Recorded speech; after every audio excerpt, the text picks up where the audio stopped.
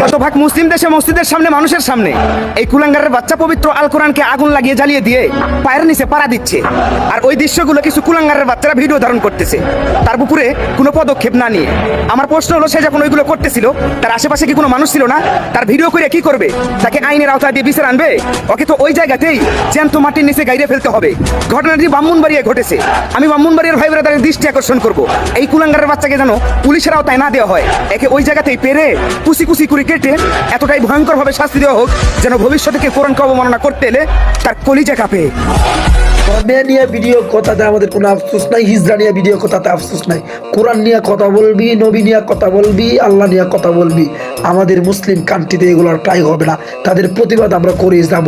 এই কুলাঙ্গারের গ্রেপ্তার করার দাবি জানাইতেছি বাংলাদেশের প্রশাসনের কাছে। অতি শীঘ্রই তাকে আইনের আওতায় আনেন এবং তাকে থেকে কঠিন শাস্তি দেওয়ার ব্যবস্থা করেন। সবাই ভিডিওটা শেয়ার করে দেন। ওর জেলা কোথায়, বাড়ি কোথায় কেউ যদি জানেন অবশ্যই কমেন্টে বলবেন। আমরা আবার প্রশাসনকে এটা জানানোর চেষ্টা করব।